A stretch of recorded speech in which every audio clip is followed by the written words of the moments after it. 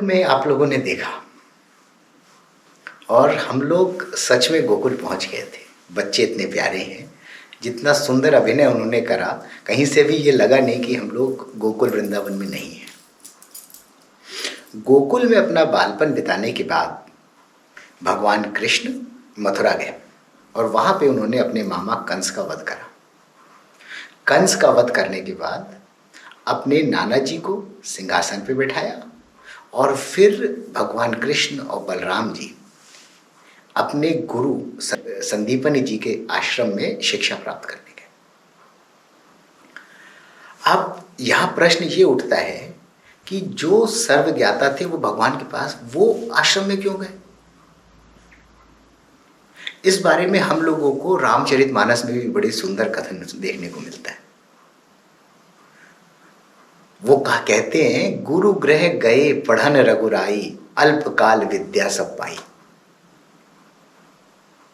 तो ये सिर्फ गुरु के आश्रम में जाना नहीं है, ये हमको ये भी बताता है कि जब भगवान भी अवतार लेते हैं तो उनको भी गुरु के पास जाना पड़ता है। तो हम मनुष्यों की तो क्या बिसात है। सिर्फ भगवान कृष्ण के गुरु के आश्रम में जाना ही नहीं है, वो हमको जीवन की ऐसी ऐसी सीख देंगे कि जो हमारे हर जगह काम आएगी। हमारा आचरण कैसा होना चाहिए, हमें किन बातों का ध्यान रखना है, और उसके अलावा वहाँ पे एक ऐसी बात की नींव पड़ेगी जो आज की हमारी पूरी कथा का मर्म है, और वो है भगवान कृष्ण और सुदामा जी की मित्रता। तो आइए अब हम इस प्रसंग में देखते हैं कि कैसे दोनों की मित्रता शुरू होती है और आगे बढ़ते हैं।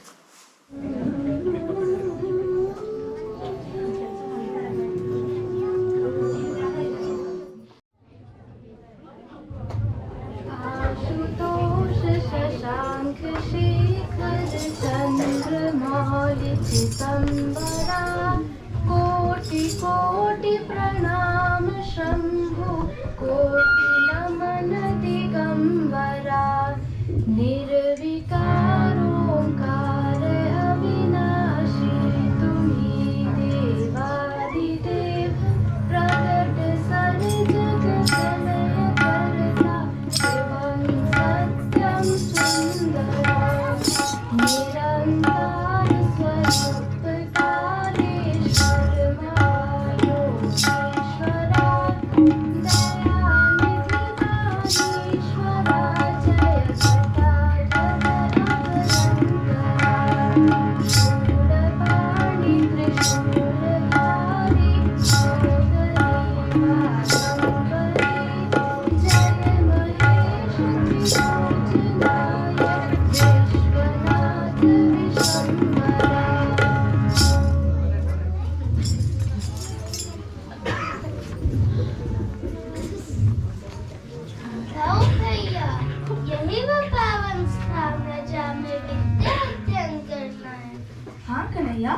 आज संदीपनी की खेती दूर दूर तक फैली है। तो फिर आश्रम के बाहर चले। रुको कन्हैया, हम यहाँ अध्ययन करने आए हैं, तो ध्यान रहे, मैं तुम्हारी लीलाएं नहीं चलेंगी। दाऊ भैया, भला मैं कौन सी लीलाएं करने आया हूँ? तो फिर चलो ऋषि संदीपनी से आशीर्वाद लेते हैं।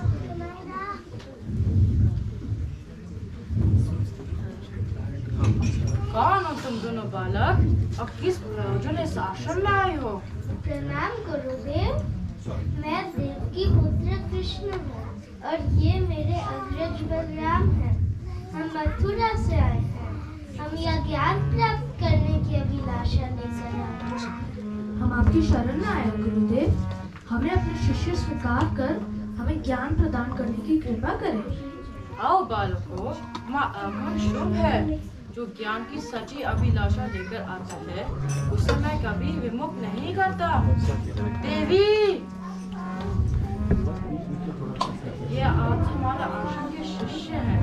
इन दोनों के आवाज, रहन सहन और देखरेख का उत्तरदायित्व मैं आपको सौंपता हूँ। मेरा भी संध्या वंदन का समय हो गया है। क्या बात है, संतोष भाई, पोजीशन चेंज करो, इसकी साइड का गुरु माता के श्री चरणों में हमारा प्रणाम स्वीकार हो। चिरंजीवी हो वत्स। पुत्रों, तुम दोनों को देखकर मेरा मन अत्यधिक प्रसन्न हो गया। तुम्हें देखकर ऐसा प्रतीत होता है कि मेरा खोया हुआ पुत्र वापस आ गया है। हम आपके पुत्र हैं। हम आपके ही पुत्र हैं माता। हाँ माता, अब हमें अपने पुत्र समझे। कृष्ण, बलराम, आओ पुत्रों, चलो, मैं तुम्हारी सब व्यवस्था कर देती हूँ। सुदामा, पुत्र सुनो। गुरु माता, मुझे याद है कि कल आपने कहा था कि पानी कम हो गया, इसलिए आज सुबह मैंने आपकी रसोई में 5 घड़े पानी के रख दिए हैं। ये तुमने बहुत अच्छा किया सुदामा। मैंने तुम्हें ये पूछने के लिए बुलाया है कि तुम्हारी कुटिया में और कितने ब्रह्मचारी रहते हैं? जब से सब बंधुराम और सब चले गए हैं, मैं बिल्कुल ही अकेला हो गया। अच्छी बात है, तो आज से ये दोनों ही तुम्हारे साथ रहेंगे। ये बलराम है और इसका नाम कृष्ण है। तुम इन दोनों को अपने साथ अपनी कुटिया में ले चलो, तब तक मैं इन दोनों के लिए कुछ बना के ले आती हूँ। बड़ी दूर से आए हैं, इन्हें अवश्य ही भूख लगी होगी। जो आज्ञा गुरु माता। कृष्ण, बलराम, पुत्रों, तुम दोनों विश्राम कर लो। मैं अति शीघ्र तुम दोनों के लिए कुछ बना के ले आती हूँ। परंतु माता, यहाँ परंतु नहीं चलेगा। गुरु माता ने कहा कि भोजन करना है तो करना ही पड़ेगा। इतना, ये तो साक्षात अन्नपूर्णा है। इतना तो कम हमारी माता ने भी नहीं किया होगा।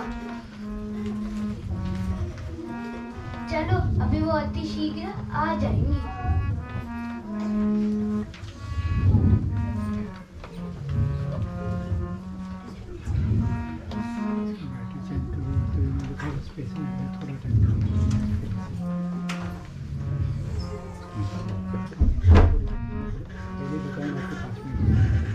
रहने दो, हम अपनी चटाई खुद बिछा लेंगे।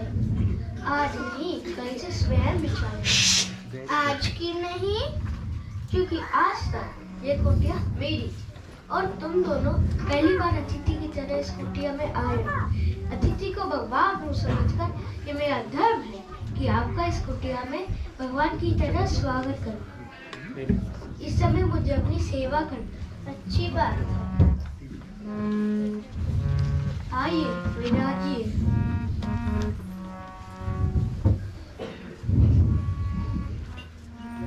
ये लो, थोड़ा जल पी लो।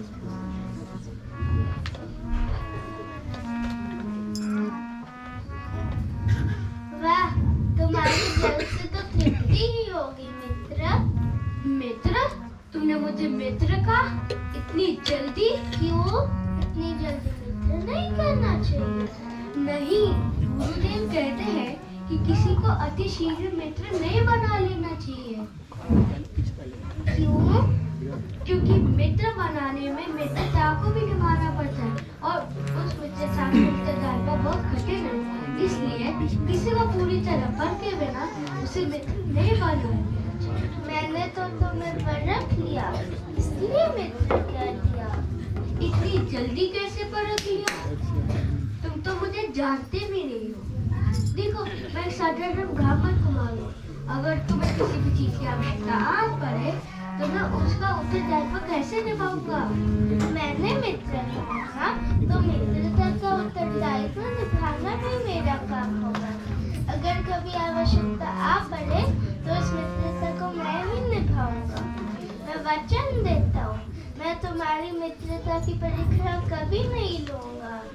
अब बोलो, मुझे मित्र बनाओगे कि नहीं? तुम तो सचमुच भगवान की तरफ उदार हो। आज जीवन में पहली बार किसको मित्र बनाने में आनंद आया है। मित्र